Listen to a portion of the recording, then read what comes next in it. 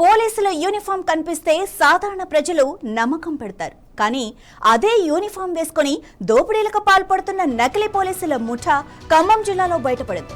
వేంసూరు మండలం కందుకూరులో ఓ వ్యక్తిని టార్గెట్ చేసి 10 లక్షలు దోచుకున్న ముఠాపై పోలీసులు ఉక్కుపాదం మోపారు.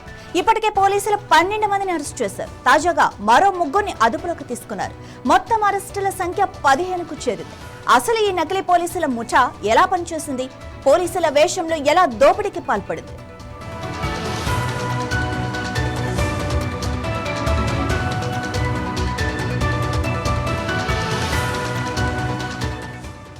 పోలీసులమంటూ వచ్చారు. విచారణ పేరుతో బెదిరించారు. చివరకు లక్షల రూపాయలు దోచుకొని పరారయ్యారు. ఖమ్మం జిల్లాలో కలకలం రేపిన నకిలీ పోలీసుల ముఠా కేసులో ఒక్కో నిజం వెలుగులోకి వస్తోంది. జూన్ 24న జరిగిన 10 లక్షల దోపిడీ ఘటనలో పోలీసులు వరుసగా నిందితులను అరెస్టు చేస్తున్నారు. తాజాగా మరో 3 పట్టుబడటంతో ఈ కేసులో అరెస్టుల సంఖ్య 15కు చేరింది. నిందితుల నుంచి నగదు, సెల్ ఫోన్లు, బైక్ స్వాధీనం చేసుకున్న పోలీసులు ముఠా వెనుక ఉన్న పూర్తి నెట్వర్క్ పై దర్యాప్తు కొనసాగిస్తున్నారు.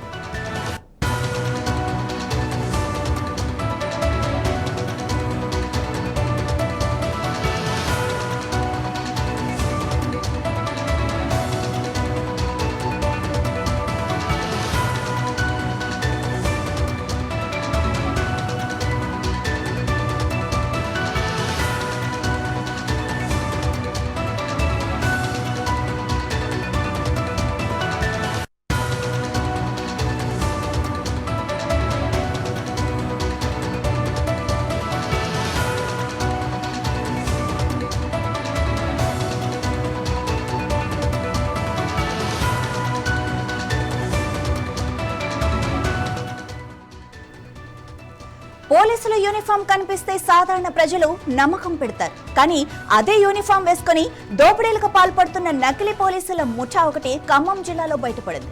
వేంసూరు మండలం కందుకూరులో ఓ వ్యక్తిని టార్గెట్ చేసి 10 లక్షలు దోచుకున్న ముఠాపై పోలీసులు ఉక్కుపాదం మోపారు.